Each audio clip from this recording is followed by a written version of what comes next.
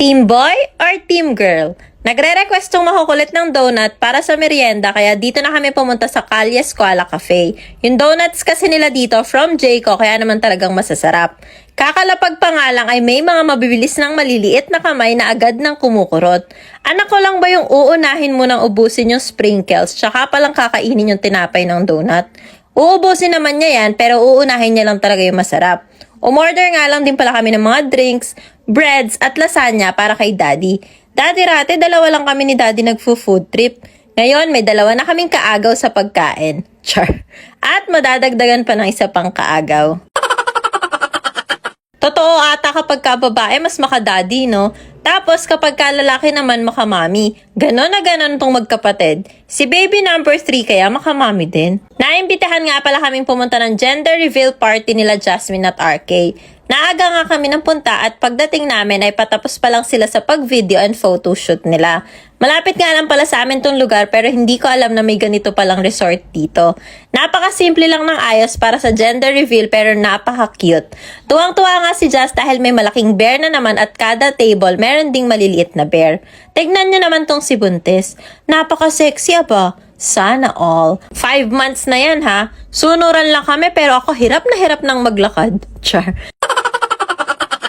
Eto nga at hingal na ako sa paglalakad kay Jazz. Simula dumating kami at bago makaalis, walang tigil kakatakbo. Yung daddy nga sumusuko na. Meron nga din pala sila ditong grazing table na talaga namang nakakatakam. Merong mga sushis, pretzels, cookies, chocolate fountain, marshmallow, ham, fresh fruits, peanuts, cupcakes, muffins, chips, at iba't ibang klase ng tinapay. Si Gio abang na talaga dito sa grazing table dahil may nakita siyang strawberry. Nung narinig nga niyang open na daw ang grazing table, niyaya na niya ako at sinabing pwede na daw. Sobrang hilig kasi talaga niya sa strawberries. Hindi naman halatang gustong-gusto niya, 'di ba? Andito na nga din pala sila Alexis Vines at Mommy Vines. At nagsimula na nga din ang party. Napaka-cutie pa nga ng pa-entrance ng couple. Napaka-kalog, napaka-simple at napaka-humble talaga nitong couple na to. Sinimula na nga ang palaro at syempre, team boys and team girls.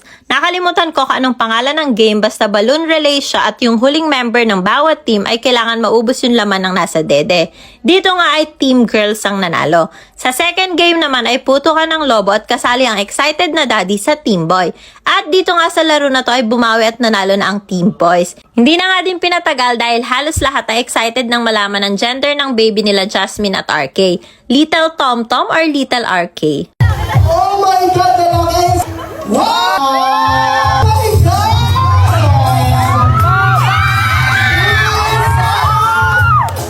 It's a...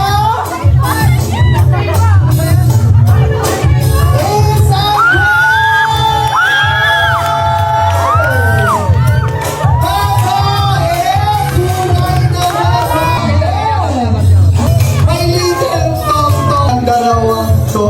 And it's a girl! Hindi naman ako yung nag-gender reveal pero naiyak ako ng slight. Char.